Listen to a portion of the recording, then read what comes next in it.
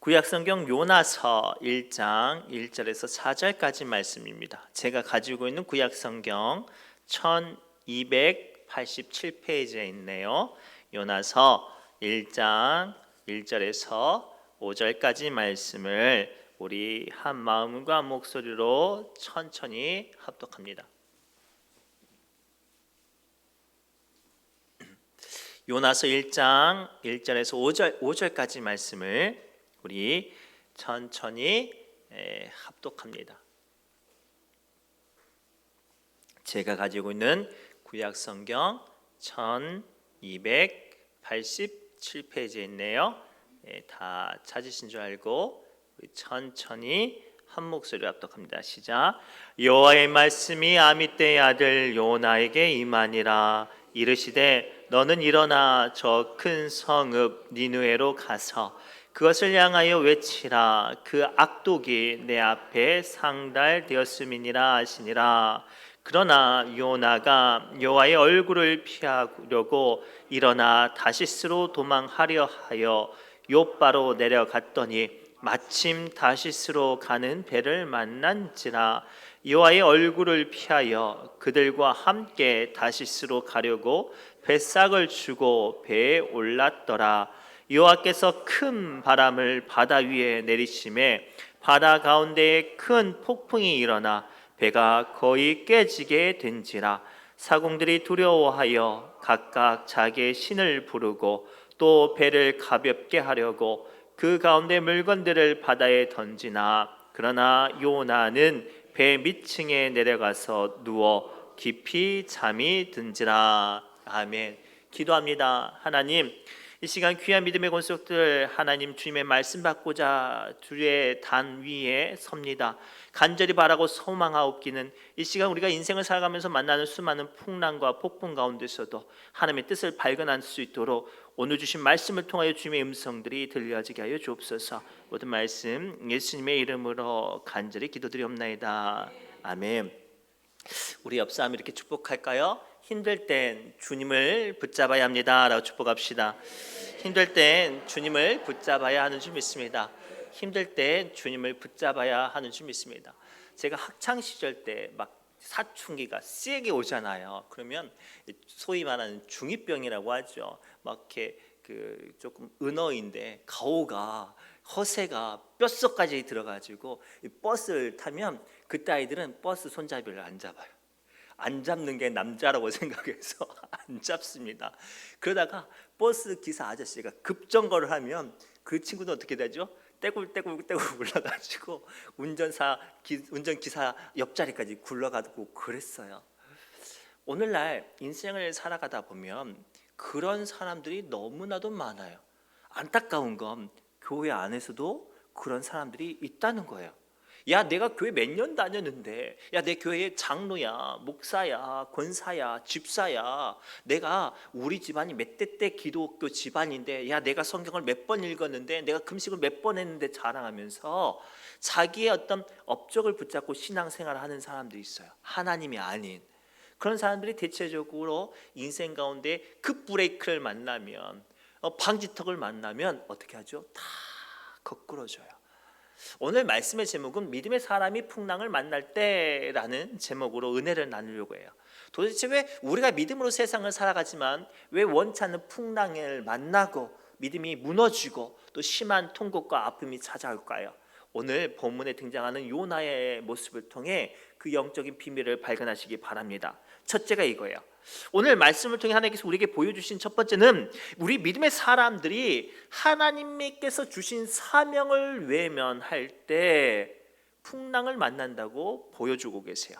조금 길지만 요나서 1장 1절부터 우리 5절까지 말씀을 천천히 읽겠습니다. 시작. 여호와의 말씀이 아미떼의 아들 요나에게 임하니라. 이르시되 너는 일어나 저 큰 성읍 니느웨로 가서 그것을 향하여 외치라. 그 악독이 내 앞에 상달되었음이니라 하시니라. 그러나 요나가 여호와의 얼굴을 피하려고 일어나 다시스로 도망하려 하여 욥바로 내려갔더니 마침 다시스로 가는 배를 만난지라. 여호와의 얼굴을 피하여 그들과 함께 다시스로 가려고 뱃삭을 치고 배에 올랐더라. 여호와께서 큰 바람을 바다 위에 내리심에 바다 가운데에 큰 폭풍이 일어나 배가 거의 깨지게 된지라.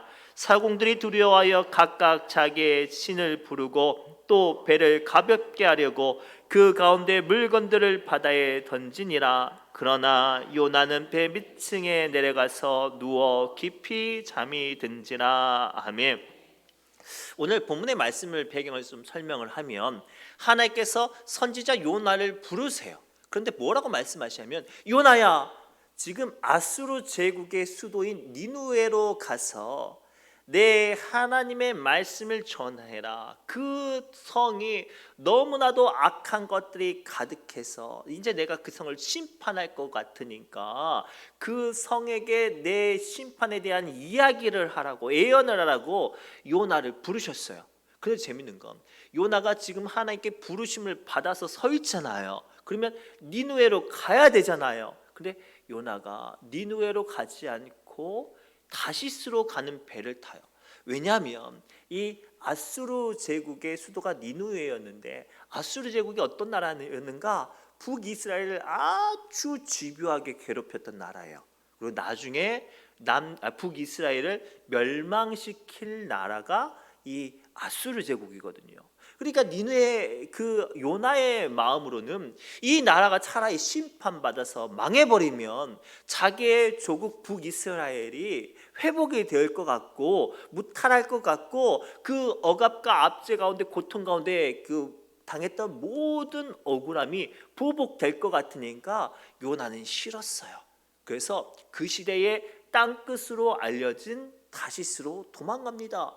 그런데 놀랍게 욥바라는 이렇게 종합 터미널 같은 항구에 딱 도착하니까 마침 다시스로 가는 배를 만나는 거예요. 이 요나 생각으로는 내 길이 순탄할 것 같다라고 생각하는데 그 배가 바다에 가자마자 하나님께서는 풍랑을, 파도를 그 배를 덮치게 하시죠.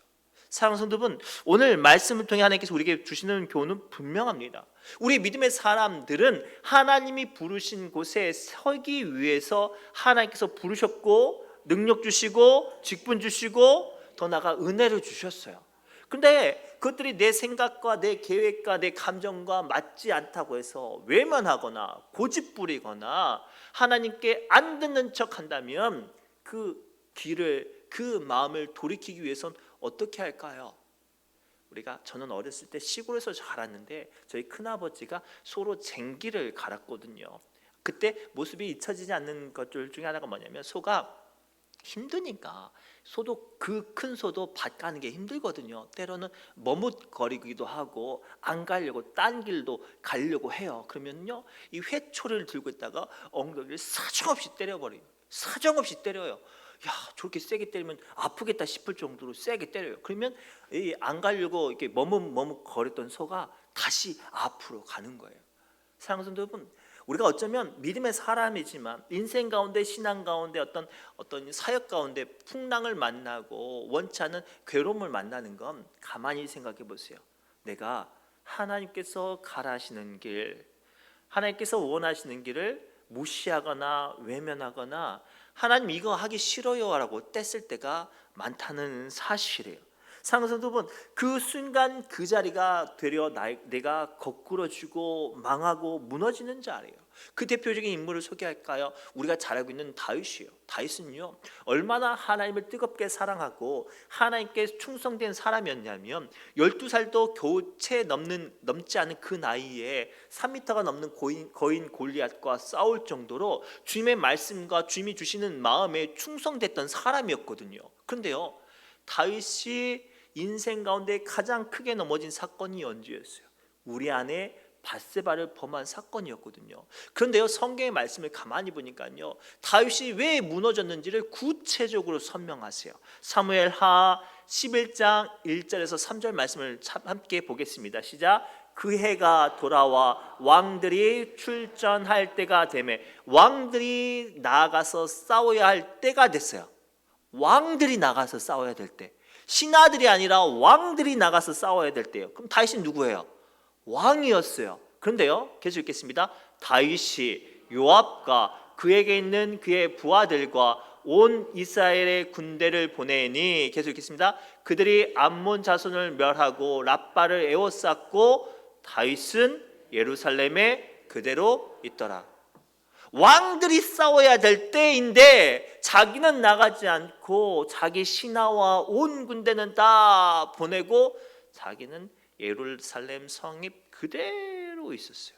그리고요, 그 하나님이 가라시는 그 자리에 안 간 그 다윗에게 뭐가 찾아온가요? 계속 읽겠습니다. 저녁 때에 다윗이 그의 침상에 일어나 왕궁 옥상에서 거닐다가 그곳에서 보니 한 여인이 목욕을 하는데 심히 아름다워 보이는지라. 다윗이 사람을 보내 그 여인을 알아보게 하였더니 그가 아뢰되 그는 엘리암의 딸이요 햇사람 우리아의 아내 밧세바가 아니니까. 그리고 이 여인을 데리고 가서 취해버려요.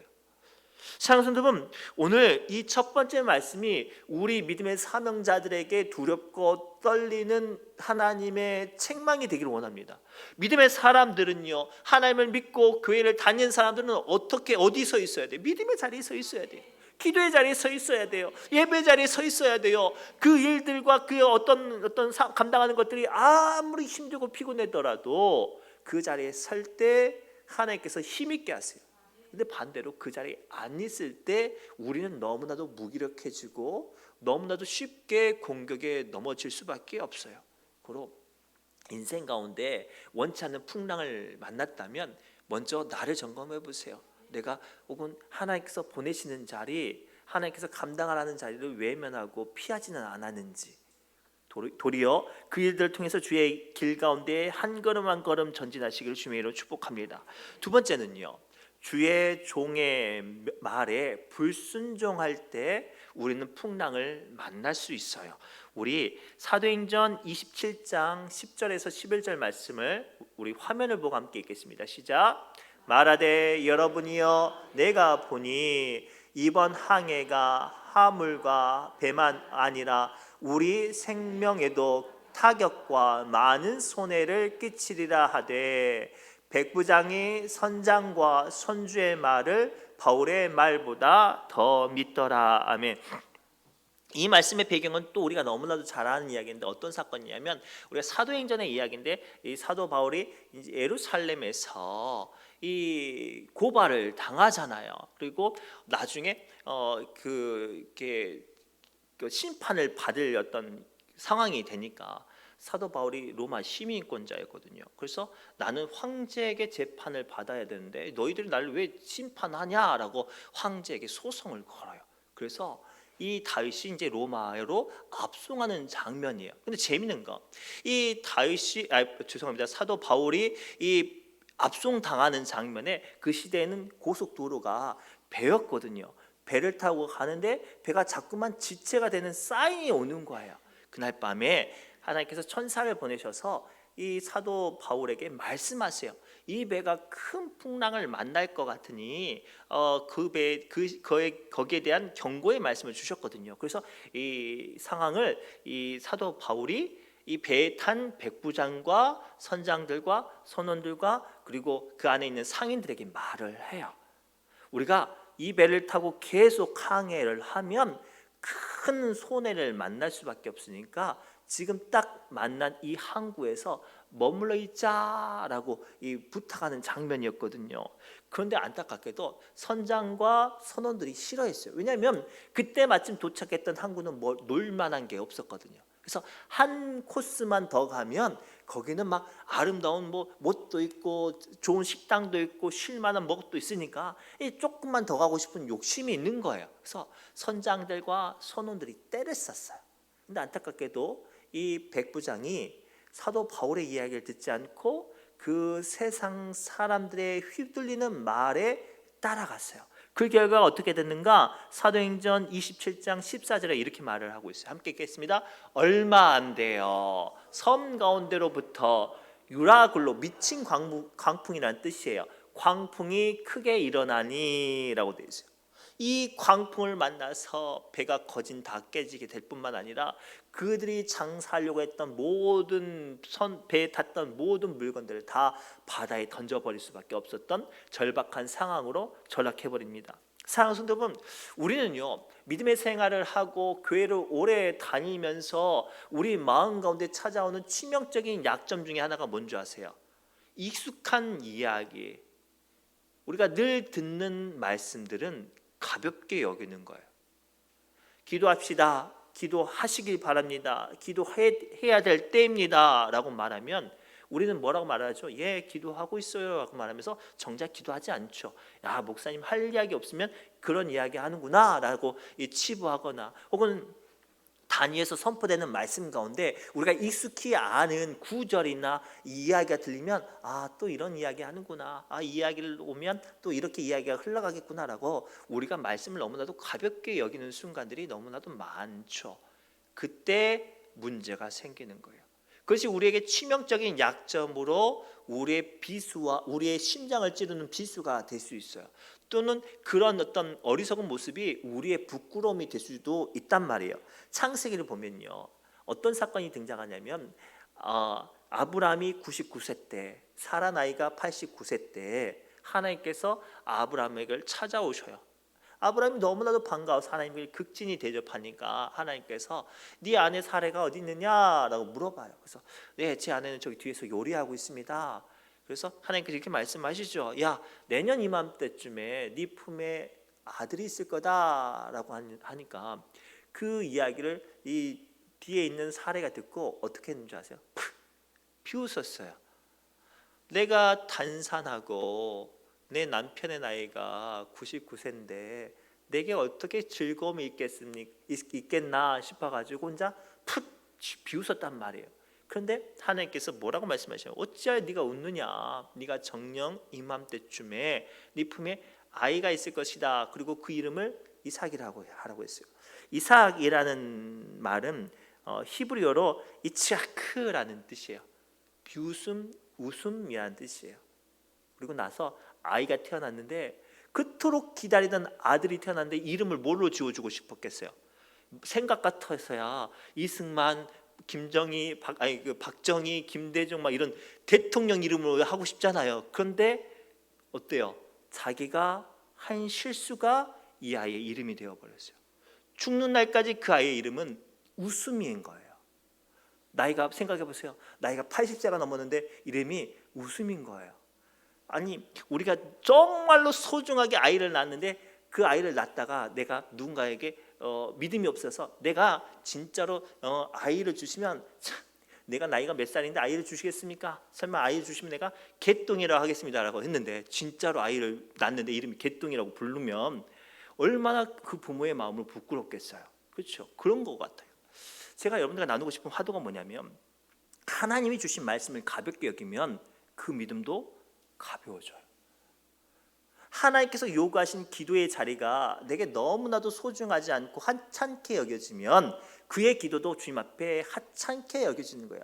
근데 반대로 사소한 말씀 한마디라도, 지나가는 그 메시지 한 문장이라도 이게 내 말씀이라고 붙잡으면 하나님께서 반드시 그 말씀의 무게만큼 그 사람에게 역사하시는 줄 믿습니다. 그 대표적인 인물이 누군가요? 우리가 잘 알고 있는 사무엘의 어머니 한나예요. 한나는 원래 아이를 낳지 못하던 여인이었어요. 얼마나 그 마음이 외롭고 괴로웠는지 집안에서도 따돌림을 당해요. 그리고 동네에서도 아이 못 낳는 박복한 여자라고 무시를 당해요. 얼마나 서러운지 이 한나가 성전에 올라가서 통곡을 하죠. 얼마나 서러운지 말도 제대로 안 나와서 훌쩍이면서 울기만 합니다. 그런데요, 너무나도 시끄럽게 우니까 당시에 제사장들은 성전에서 잤거든요. 잠을 잘 수가 없으니까 엘리 제사장이 나왔겠죠. 보니까 여자가 울고 있으니까 왜 우냐, 나 여기서 술 취해가지고 이렇게 하면 안 된다라고 말할 때 한나가 뭐라고 말하냐면, 제가 술 취하는 게 아니라 제 마음이 너무나도 괴로워서 지금 이렇게 기도하고 있습니다 라고 하는데, 그때 엘리 제사장이 믿음이 좋은 제사장이 아니거든요. 그런데 그 제사장이 일단은 보내고 싶으니까 일단은 보내고 싶으니까 뭐라고 말하냐면, 여자여, 하나님께서 너의 기도를 들었다라고 말을 해요. 일단은 보내고 싶으니까. 근데요, 놀라운 건 한나가 그 말씀을 누구의 말씀을 받은 거야? 하나님의 말씀을 받고 기뻐하면서 일어나서 내려갔어요. 그리고 덜컥 임신을 하고 아이가 태어났는데 그 아이가 이스라엘의 민족의 지도자 사무엘이 됐어요. 거기서 그치지 않고 하나님께서 그 집에 아이를 6명을 더 줬대요. 뭐 때문에요?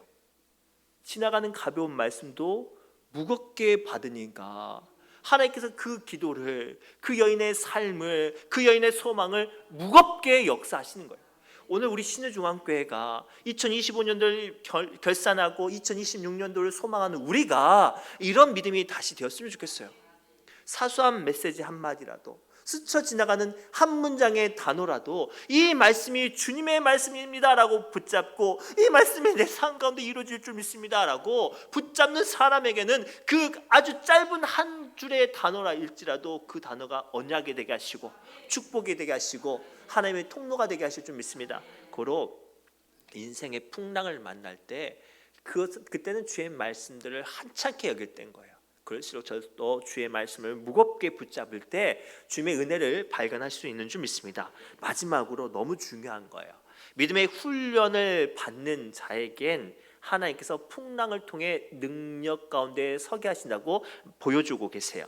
우리 마태복음 8장 22절부터 25절 말씀 함께 읽겠습니다. 시작.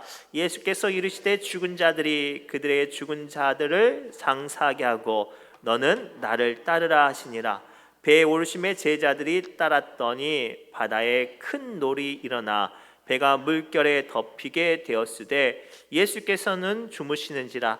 제자들이 나와 깨우며 이르되 주여 구원하소서 우리가 죽겠나이다. 아멘. 이 말씀은 또 어떤 말씀이냐면 예수님께서 제자를 불러 모으셨어요. 근데 하필이면 예수님께서 선택하신 제자 중 하나가 부모님을 좀 책임지고 싶은 거예요. 그래서 예수님께 뭐라고 간청하냐면, 예수님, 내 부모님의 장사를 내가 좀 치르고 주님 따라가고 싶습니다 라고 말을 해요. 그때 예수님께서 뭐라고 말씀하시냐면, 죽은 자들은 그 사람들이 장사하게 하고 너는 내가 지금 불렀으니 지금 나를 따르라 라고 그 제자를 데리고 가는 거예요. 근데 우리가 사람적으로 상식적으로 조금만 생각해 볼게요. 따라는 가는데 그 제자의 마음은 어떨까요? 불평과 원망과 납득되지 못하는 어떤 생각이 있지 않겠습니까? 아니, 내가 이렇게 주님 따라가면 내 삶과 내 부모는 누가 책임지지? 그런 사람의 생각을 하지 않겠습니까? 그런 상황 가운데 하필이면 예수님께서 배를 타러 올라갔는데, 배를 타러 올라가셨는데 제자도 따라갔는데 그 배가 풍랑을 만났어요. 제자들이 배를 어떻게 건져내보려고 막 발버둥을 치는데 예수님께서 주무시고 계신 거예요. 생각해 보세요. 그렇지 않아도 마음이 탐탁치 않은데 주무시고 계신 예수님을 보며 속에서 선불이 나지 않았겠습니까? 그래서 제자들이 예수님을 깨우면서, 예수님! 우리 주님 따라가다가 다 죽게 생겼습니다가 이 이야기예요. 우리 주님 따라가다가 다 죽게 생겼습니다 라고 하는 이야기가 지금 이야기란 말이에요. 근데요, 재미있게 이 사건 바로 다음에 예수님께서 이렇게 역사하세요. 마태복음 8장 26절부터 27절 말씀이에요. 시작. 예수께서 이르시되 어찌하여 무서워하느냐, 믿음이 작은 자들아 하시고 곧 일어나사 바람과 바다를 꾸짖으시니 아주 잔잔하게 되거늘.